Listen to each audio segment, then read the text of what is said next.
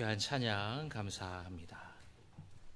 오늘 우리에게 주시는 하나님의 말씀은 시편 27편 1절부터 14절까지의 말씀입니다.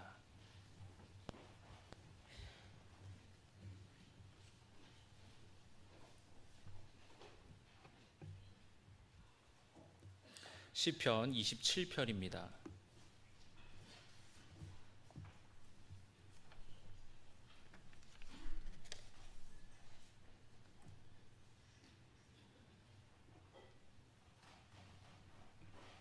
시편 27편 봉독하겠습니다. 여호와는 나의 빛이요 나의 구원이시니 내가 누구를 두려워하리요. 여호와는 내 생명의 능력이시니 내가 누구를 무서워하리요.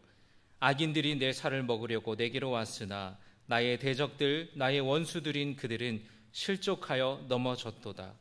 군대가 나를 대적하여 진칠지라도 내 마음이 두렵지 아니하며 전쟁이 일어나 나를 치려 할지라도 나는 여전히 태연하리로다. 내가 여호와께 바라는 한 가지 일 그것을 구하리니 곧 내가 내 평생에 여호와의 집에 살면서 여호와의 아름다움을 바라보며 그의 성전에서 사모하는 그것이라. 여호와께서 환난 날에 나를 그의 초막 속에 비밀히 지키시고 그의 장막 은밀한 곳에 나를 숨기시며 높은 바위 위에 두시리로다. 이제 내 머리가 나를 둘러싼 내 원수 위에 들리리니 내가 그의 장막에서 즐거운 제사를 드리겠고 노래하며 여호와를 찬송하리로다. 여호와여 내가 소리내어 부르짖을 때에 들으시고 또한 나를 긍휼히 여기사 응답하소서. 너희는 내 얼굴을 찾으라 하실 때에 내가 마음으로 주께 말하되 여호와여 내가 주의 얼굴을 찾으리이다 하였나이다. 주의 얼굴을 내게서 숨기지 마시고 주의 종을 노하여 버리지 마소서. 주는 나의 도움이 되셨나이다. 나의 구원의 하나님이시여 나를 버리지 마시고 떠나지 마소서. 내 부모는 나를 버렸으나 여호와는 나를 영접하시리이다. 여호와여 주의 도를 내게 가르치시고 내 원수를 생각하셔서 평탄한 길로 나를 인도하소서. 내 생명을 내 대적에게 맡기지 마소서. 위증자와 악을 토하는 자가 일어나 나를 치려 함이니이다. 내가 산 자들의 땅에서 여호와의 선하심을 보게 될 줄 확실히 믿었도다. 14절의 말씀 함께 봉독합니다. 너는 여호와를 기다릴지어다. 강하고 담대하며 여호와를 기다릴지어다. 아멘. 할렐루야. 예전에 어느 침대 브랜드에서 했던 그 광고 속에 이런 문구를 여러분 기억하십니까? 흔들리지 않는 편안함. 옆에 같이 자는 사람이 뒤척여도 방해를 받지 않아서 잠에 깨지 않고 잘 잘 수 있다는 거예요. 그래서 그 광고에 보면은 좀 옛날 광고죠. 볼링 핀을 침대 위에다가 다 세워놔요.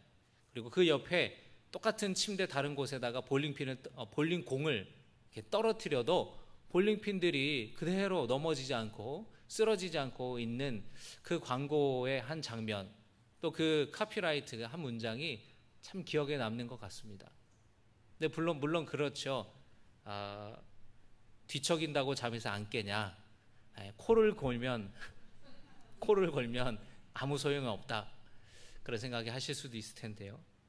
그런데 이 흔들리지 않는 편안함, 잠자리에 어떤 그 뒤척여도 영향을 받지 않는 것, 그거보다 더 중요한 것이 있습니다. 그건 뭐냐면 바로 우리의 마음이 어떤 외적인 환경이나 어떤 외적인 어려움이 닥쳐올 때에 흔들리지 않아야 된다라는 거예요. 오늘 말씀의 제목은 흔들리지 않는 마음으로 살 수 있을까? 입니다. 과연 살면서 우리가 사람에게 또는 어떤 환경에 영향을 받지 않고 우리의 마음이 흔들리지 않으며 살아갈 수 있을까요? 오늘 27편의 말씀을 살펴보면서 다윗의 삶과 그의 고백을 통하여서 그 해답을 찾아볼 수 있으면 좋겠습니다. 다윗은 살면서 우여곡절이 참 많았죠. 오랫동안 사울 왕에게 쫓기는 신세가 되었습니다. 누군가 나를 죽이기 위해 호시탐탐 노리고 있다면 발 뻗고 잠을 편안하게 잘 수 있을까요? 평안할 수가 없을 겁니다. 이 다윗은 참 어려운 그런 시간들이 많았어요. 연세가 있으신 우리 성도님들을 신방할 때 보면은 6.25 때부터 시작해요. 그 다음에 또 한번 신방을 하면은 또 6.25 때부터 시작을 합니다. 그러면 6.25 때부터 한 30분을 들으면 이제 한 90년대까지 오고, 또 한 30분을 들으면 이제 최근에 이렇게 이르게 되는 거예요. 그러면서 하시는 말씀이, 목사님, 내가 시집살이 하면서 그렇게 어렵게 살고, 남편이 그렇게 바람피고, 남편이 힘들게 하고, 사업이 망하고, 책을 썼으면 소설책을 몇 권을 썼다고 그런 이야기를 하셔요. 그런데 다윗도 그랬습니다. 실제로 다윗의 인생이 성경에 기록이 되어 있죠. 사무엘상, 사무엘하, 그리고 시편의 말씀을 보면은 정말 소설보다도 더 소설 같은, 영화보다도 더 영화 같은 그런 참 우여곡절이 많은 다윗의 인생을 우리가 볼 수가 있습니다. 그가 젊어서도 고생을 많이 했지만 늙어서도 고생을 많이 했어요. 아들이 반란을 일으키기도 했습니다. 평생 신뢰했던 부하이자 가장 가까운 친구가 배신을 하고 압살롬 편에 들기도 하고요. 그리고 도망길에 올랐을 때에 다윗을 조롱하고 돌을 던지고 침을 뱉으며 모욕했던 사람들도 있었어요. 많은 수치를 당했습니다. 젊었을 때에 사울 왕에게 쫓길 때, 또 수많은 군사들을 눈앞에 두었을 때에, 노년의 때에 아들이 반란을 일으켜서 믿었던 군사들이, 백성들이 마음을 등을 돌리고 다윗을 조롱하고 비아냥거릴 때에 다윗의 마음이 어땠을까요? 만약에 저라면, 오늘 말씀을 보면서 만약에 내가 다윗이었다면 어땠을까? 굉장히 두렵고 그리고 불안했을 거예요. 그리고 참 비참하다. 내가 뭘 잘못했길래 내 인생이 이렇게 망가지게 되는가? 위축되고 또 굉장히 지쳐서 정말 살고 싶지 않다. 그런 마음이 들었을 것 같습니다. 만약에 여러분이 다윗이었다면 어땠을까요? 우리가 성경을 읽을 때에 그 성경에 나와 있는 그 인물이 만약에 내가 저 사람이었다면 어땠을까? 우리가 그렇게 한번 신학적인 상상을 해보는 것이 훨씬 더 말씀을 입체적으로 우리가 은혜를 받게 되는데요. 만약에 여러분이 다윗이었다면 여러분 마음이 어땠을까요?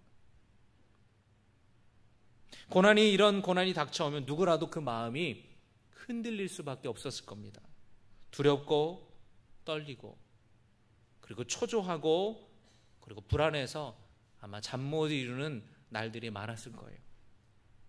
그런데 오늘 말씀을 보면은 이 상황이 참 절망적인 것처럼 보여지는데, 그런데 다윗은 반대로 그렇게 보이지 않아요.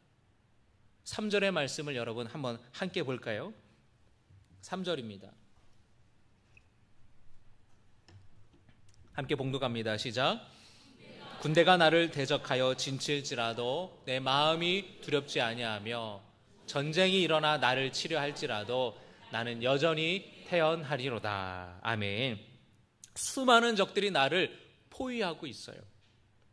그럼에도 불구하고 두렵지 않다고, 나는 태연하다고 말해요. 태연하다라는 말은 안전함을 확신한다라는 것입니다. 아무렇지도 않다라는 거예요. 어떻게 이럴 수가 있는가? 다윗이 하나님께서 자신을 구원해 주실 것을 확신했기 때문입니다. 5절을 여러분 함께 읽겠습니다. 시작. 여호와께서 환난 날에 나를 그의 초막에서 비밀히 지키시고 그의 장막 은밀한 곳에 나를 숨기시며 높은 바위 위에 두시리로다. 아멘. 하나님께서 지켜주시고 숨겨주실 것을 다윗은 확신했다라는 겁니다. 여러분이 믿음과 확신이 여러분에게도 있기를 주님의 이름으로 축복합니다. 1절에서 다윗은 이렇게 고백합니다. 여호와는 나의 빛이요 나의 구원이시니 내가 누구를 두려워하리요? 여호와는 내 생명의 능력이시니 내가 누구를 두려워하리요? 할렐루야. 다윗은 고백하기를 하나님은 나의 빛이십니다 라고 고백해요. 빛이 상징하는 의미들이 있죠. 성경에서 빛은 거룩함을 상징합니다. 진리를 상징해요. 생명을 의미합니다. 어둠을 물리치는 힘이 바로 빛이에요. 더 나아가 다윗은 하나님은 나의 구원이십니다 라고 고백해요. 나를 건져주시는 분이라는 거예요. 내 생명의 능력이라는 겁니다. 내 생명이 지금 하나님 손에 달려있다. 하나님이 붙드시면 내 생명을 해할 자가 아무도 없다라는 고백을 하고 있는 것이에요. 그렇기 때문에 다윗은 나는 두려워하지 않습니다. 나는 두려워할 필요가 없습니다. 나는 아무렇지도 않습니다. 라고 고백하는 거예요. 다윗은 오늘 말씀을 보면은 나의 하나님을 만났어요. 1절의 말씀 여러분 한번 화면에 우리 띄워주실까요? 여호와는 나의 빛이요. 여러분 손에 가슴을 얹고 한번 고백합시다. 나의 빛이시요. 따라합니다. 하나님은 나의 빛이십니다. 하나님은 나의 구원이십니다. 하나님은 내 생명의 능력이십니다. 아멘이십니까? 다윗은 뭐라고 고백합니까? 나의 빛, 나의 구원, 나의 생명의 능력이 되신다. 나의 하나님으로 고백하고 있는 거예요. 이것은 여러분 하나님과 인격적인 만남이 없이는 할 수 없는 고백입니다. 여러분 인격적으로 하나님을 만나셨습니까? 그리고 지금도 여전히 그 인격적인 만남을 가지고 주님과 동행하고 계신가요? 인격적인 만남이란 하나님과의 만남을 실제적으로 경험했다라는 거예요. 지식으로 알고 있는 하나님이 아니라 누군가에게 전해 들은 하나님이 아니라 정말로 살아계신 그 하나님을 내 삶 속에 경험하는 거예요. 인격적인 만남이란 서로 마음을 나누는 사이예요. 서로 친밀한 사이입니다. 하나님과 마음을 나누고 하나님과 함께하며 그 친밀한 영적인 교제를 우리는 나눌 수 있어야 되는 것이에요. 저는 오랫동안 하나님을 인격적으로 만나지 못했습니다. 목사 아들로 크면서 기독교 신앙은 저에게 마치 공기와 같았다 할까요? 공기가 없으면 살아갈 수 없지만 마치 그것의 소중함을 느끼지 못하는 것처럼 당연한 것처럼 그냥 무감각하게 살았습니다. 하나님을 인격적으로 만나지 못하는 신앙은 위기 앞에 무너질 수밖에 없습니다. 저도 그랬어요. 저희 아버님께서 목회하시던 그 교회에서 건축을 시작하자마자 IMF 외환위기가 터져서 나라가 어려워지는 그런 지경에 이르렀어요. 이제 지하를 파기 시작했는데 교회가 어려워졌고 그리고 담임 목사 생활비를 몇 년을 받지를 못했습니다. 생활이 어려워지는 거예요. 그 가운데서 교회를 건축하는 것은 모든 성도와 목사의 간절한 바람이고 하나님이 기뻐하시는 일인데 어떻게 이 일이 이렇게 되도록 하나님은 가만히 계시는 건가? 하나님은 왜 침묵하시는가? 그때 저는 고등학교 때 그 하나님의 침묵에 대해서 오랫동안 묻고 또 사실은 신앙적으로 많이 방황하는 시기였습니다. 신학교에 가서도 하나님을 인격적으로 만나지 못했어요. 허송세월만 하고 학교만 다녔습니다. 그러다가 제가 22살 때예요. 지금으로부터 한 20년 전이죠. 경기도 안산에 있는 어느 교회에 신학생으로 들어갔습니다. 신학생이라고 하면 전도사님 밑에서 전도사님을 도와서 일을 하는 거예요. 거기 간 이유는 등록금을 대준다고 했어요. 그래서 연초에 들어가서 교회 봉사를 했습니다. 그런데 여름에 7월 달쯤 요즘 같은 때였던 것 같아요. 여름방학이 되니까 신학생들한테 담임 목사님이 이제 학교 종강을 했으니까 금요기도에 나오라고 말씀하셨습니다. 그래서 금요기도에 나갔어요. 그런데 목사님께서 설교 시간에 당신이 처음 인격적으로 하나님을 만났던 경험을 당신의 이야기를 하시는 거예요. 그분도 목사의 아들로 자랐고, 그리고 아버님께서 목회를 참 어렵게 하셨다는 겁니다.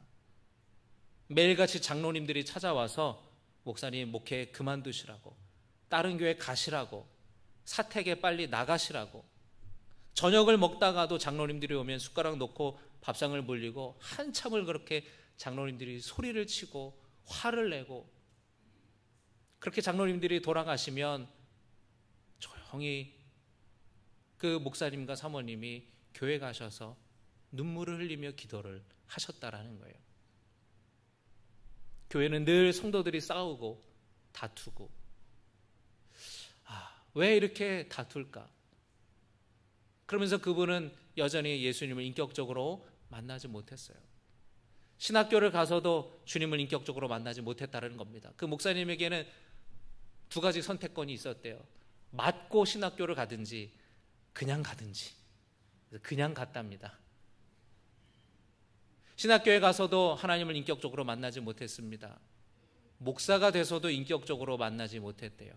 그리고 군목으로 이제 훈련을 받게 되는데, 그런데 군생활 이제 군목으로 군사훈련을 받다가 다리를 크게 다쳐서 자칫 잘못하면 장애로 평생 장애를 안고 살아갈 수 있는 그런 위기 앞에서 이제 수술을 받게 되는데, 그 전날 밤에 집으로 전화를 하는데 아무 와도 부모님이 누구 와도 전화 통화를 할 수가 없는 거예요.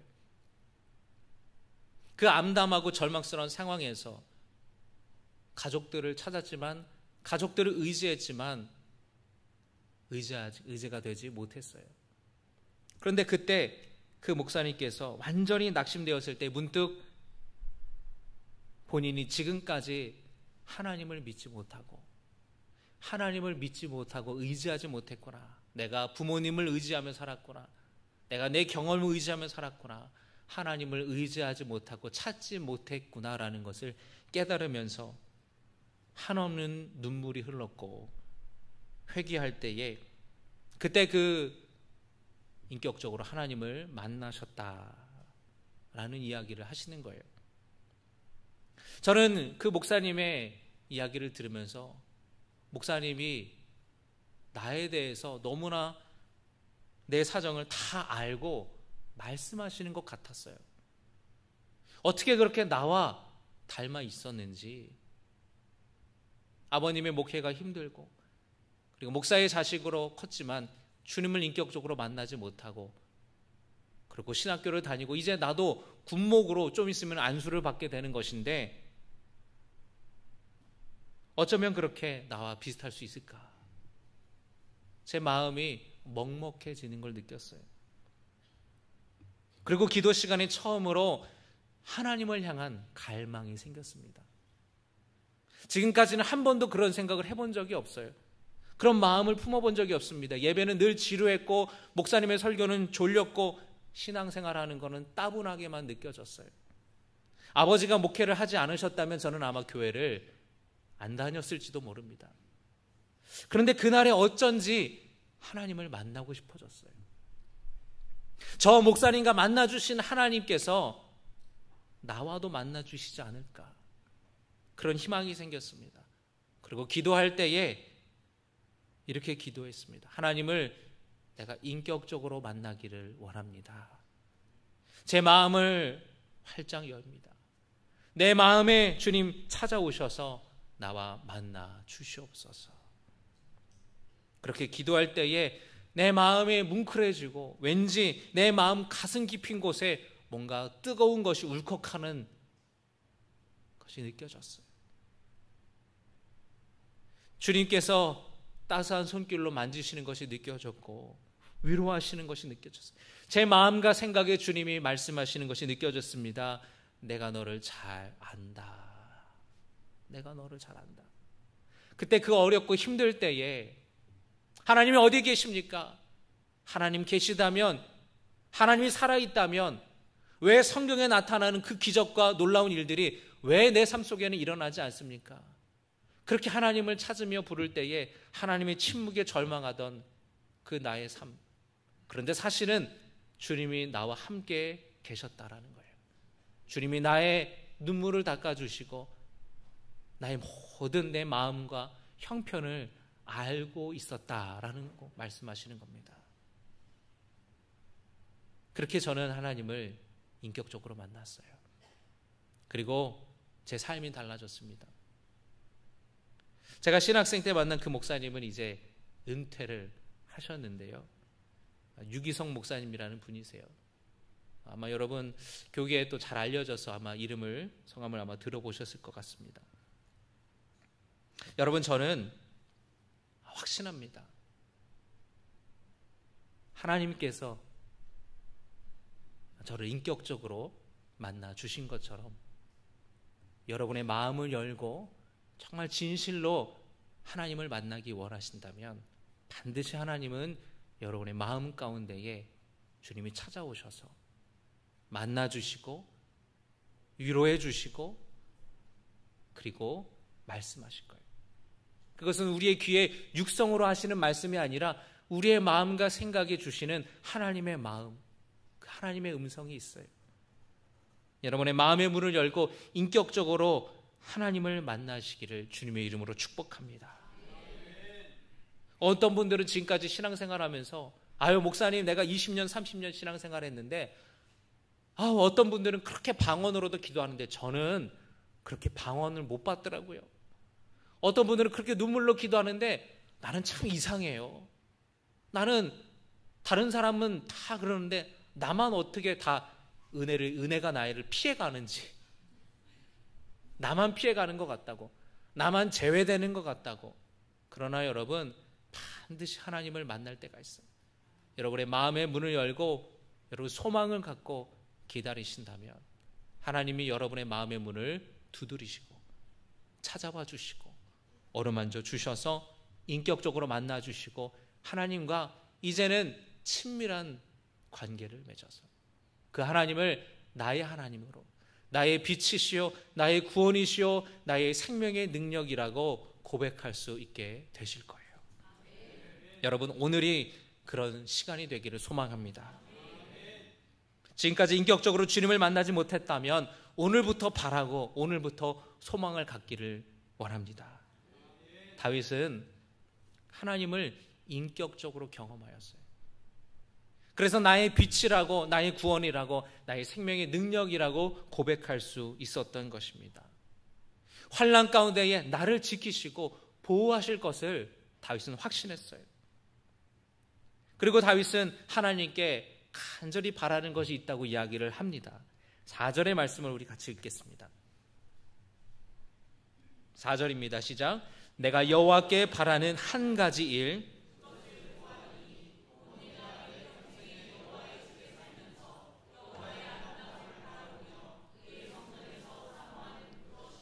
아멘.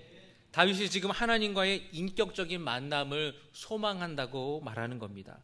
평생에 하나님의 집에 살면서 하나님의 아름다움을 바라보며 그의 성전에서 사모하는 그것, 하나님을 예배하고 하나님을 찬양하고 하나님과의 지속적인 친밀한 인격적인 만남을 소망한다고 이야기를 해요. 이런 사람은 더 이상 예배가 지루하지 않습니다.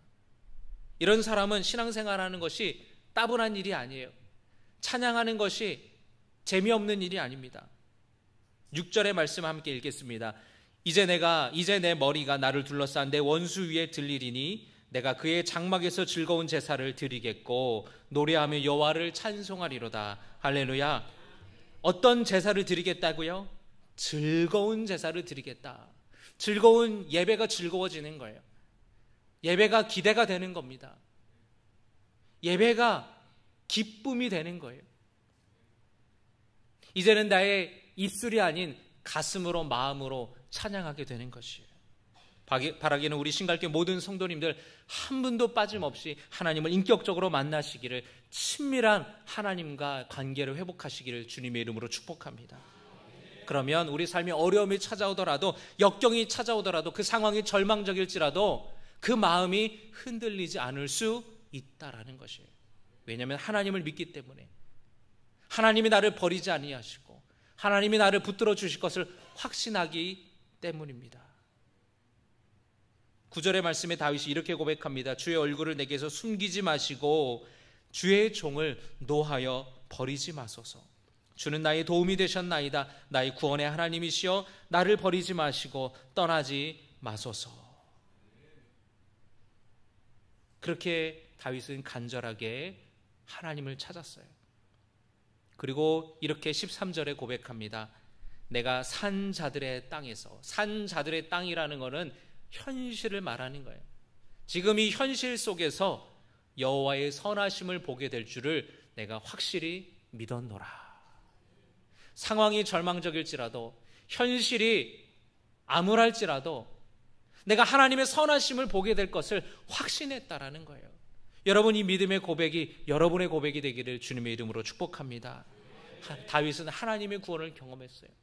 그래서 마지막에 간증하듯이 13절까지 이렇게 다윗은 자신의 이야기를 쭉 얘기를 하면서 백성들에게 마지막으로 이렇게 말합니다. 14절입니다. 우리 같이 한 목소리로 봉독합니다. 너는 여호와를 기다릴지어다. 강하고 담대하며 여호와를 기다릴지어다. 아멘. 13절까지 다윗이 환난 날과 어려운 날, 적들이 나를 포위했을 때에, 그러나 구원의 하나님을 나는 믿었고 확신했고 그 선하심을 확신했다라는 믿음으로 고백한 다음에, 그리고 14절에 백성들에게 다윗이 이렇게 얘기하는 거예요. 너희는 여호와를 바랄지어다. 하나님께 소망을 두라는 거예요. 강하고 담대하여라. 용기를 잃지 마여라. 내가 경험한 하나님 너희들도 경험할 것이다. 나를 구원하신 하나님 너희들도 구원해 주실 것이다. 다윗은 이렇게 백성들에게 선포하고 있는 것입니다. 그리고 이 시편의 27편의 말씀은 대대로 왕들이 이제 왕위에 오르면서 이 찬양을 불렀어요. 새롭게 왕이 될 때에 환난과 역경 가운데서 하나님만 믿으면 반드시 도와주신다라는 그 찬양을 왕들이 불렀다라는 것입니다. 여러분도 이 말씀을 붙드시기를 주님의 이름으로 축복합니다. 여러분의 삶 속에 지금 현실이 암울하고 암담하고 모두가 나를 포위하고 있는 것처럼, 빠져나갈 길이 없는 것처럼 느껴질 때에 여러분, 하나님이 여러분을 기억하시고 구원하여 주실 것입니다. 우리의 삶에 흔들리고 마치 거친 파도로 인해서 우리 삶이 요동할지라도 인격적으로 하나님을 만난 경험이 있다면, 그 믿음과 확신으로 하나님을 붙들 수 있다면 우리의 마음은 어떤 상황에서도 흔들리지 않는 그런 마음이 될 수 있다는 거예요. 위기 속에서도 우리를 건져주시는 하나님을 바라보며 결국에 기쁨의 날을, 소망의 날을 허락하여 주실 하나님을 만나시기를 주님의 이름으로 축복합니다. 오늘 주신 말씀을 기억하며 함께 찬양하기 원합니다. 주님은 우리의 마음을 알아주세요. 우리의 눈물을 지워주십니다. 여러분, 지금까지 신앙생활하면서 하나님을 인격적으로 만나지 못하신 분이 있다면, 또는 과거에는 만났지만 지금은 주님과 친밀한 인격적인 교제를 하지 못하는 분이 계시다면, 이 시간에 여러분의 마음을 열고 하나님께 믿음으로 고백하시길 원합니다. 하나님, 내 마음을 엽니다. 주님 찾아와 주시옵소서. 내 마음을 어루만져 주시고 내게 말씀하시옵소서. 나와 만나 주시옵소서. 그렇게 간구하며 고백하는 성도 되기를 주님 이름으로 축복합니다. 함께 우리 기쁨의 날 주신에 찬양하겠습니다.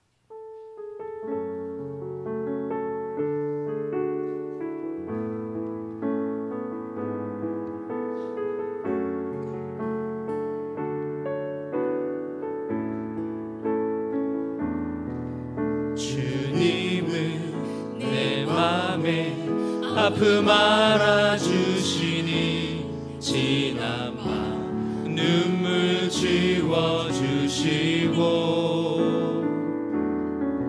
아침에 돋아난 여린 풀들과 같이 내 맘을 새롭게 하네.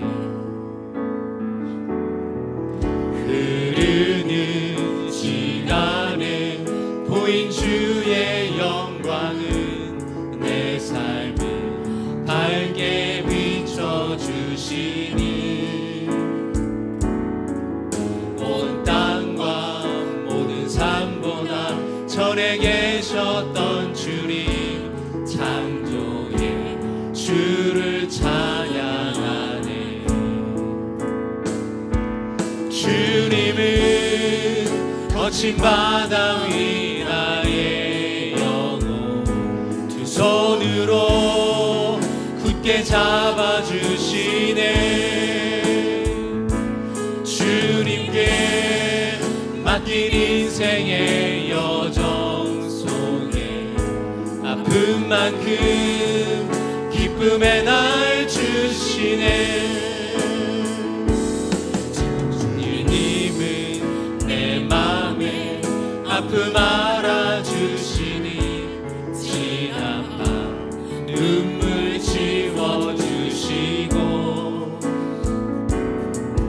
아침에 돋아나 여린 붉은 내 맘을 새롭게 하네. 새롭게 하네. 흐르는 시간에 보인 주의 영광 구원의 빛이신 하나님께서 우리의 삶을 비춰주실 줄 믿습니다. 온 땅과 모든 산보다 전에 계셔. 우리 자리에서 일어나서 함께 찬양합시다. 주를 우리 두 손 들고 찬양합시다. 주님은 거친 바다 위 나의 영혼 두 손으로 굳게 잡아주시네. 주님께 맡긴 인생의 여정 속에 아픈 만큼 기쁨의 날 주시네. 주님께 맡긴 거친 바다 위 나의 영혼 두 손으로 굳게 잡아주시네. 주님께 맡긴 인생의 여정 속에 아픈 만큼 기쁨의 날 주시네.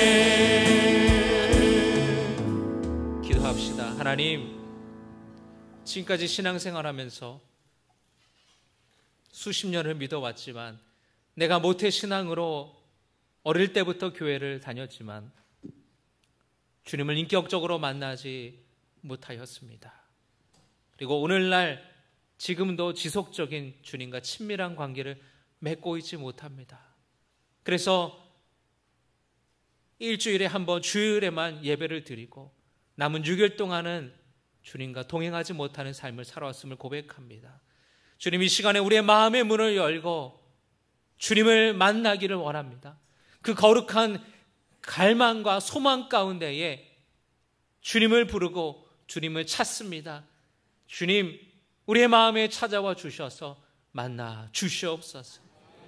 내가 너를 사랑한다고 말씀하시고, 내가 너를 잘 안다고 말씀하시고, 내가 너를 위해서 죽었다고 말씀하시고, 너의 죄를 용서한다고 말씀하여 주시옵소서.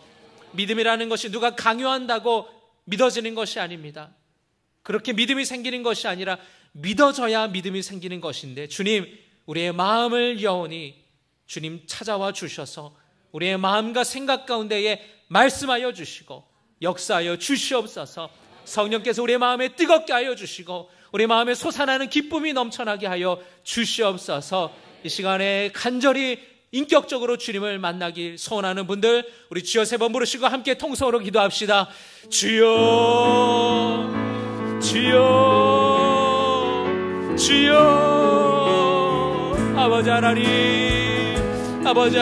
주여 만나 주시옵소서. 우리의 마음의 문을 두드리시는 주님, 우리의 마음에 임재하시고 우리의 마음에 찾아와 주시기를 원하시는 아버지 하나님, 이 시간 우리의 말씀을 기억하며 아버지 하나님의 말씀을 의지하여서 우리의 마음을 열어봅니다.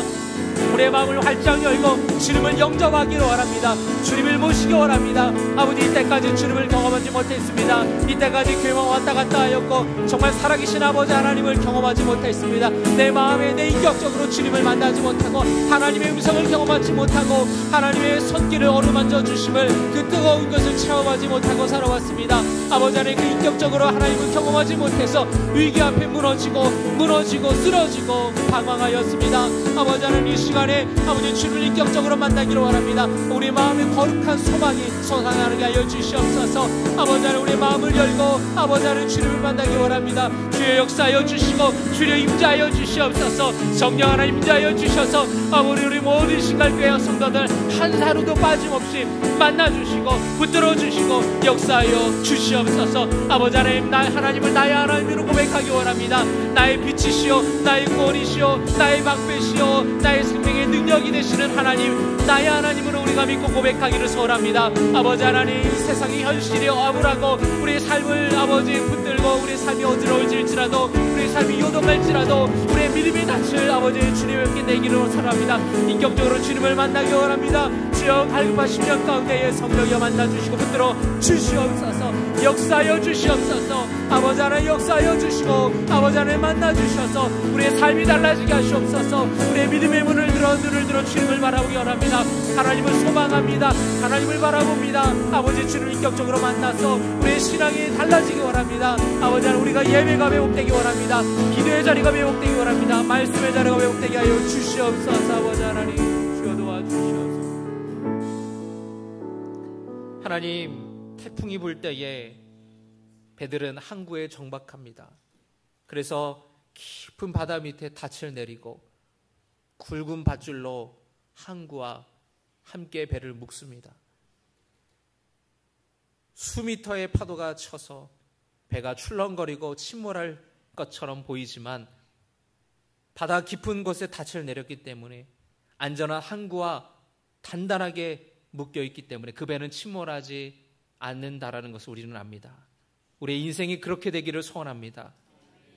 지금의 현실이 암울하고 어둡고 문제가 나를 흔들릴지라도 우리 영혼의 깊은 곳에 하나님을 향한 닻을 내립니다. 우리의 안전한 항구 되시는 하나님과 묶여있기를 소망합니다. 주님을 인격적으로 만나게 하여 주시옵소서. 하나님 소망합니다. 하나님 바라고 원합니다. 하나님 만나 주시옵시고 하나님 어루만져 주시고 말씀하여 주시옵소서. 생명 되신 하나님, 나의 하나님으로 만나는 시간 되게 하여 주시옵소서.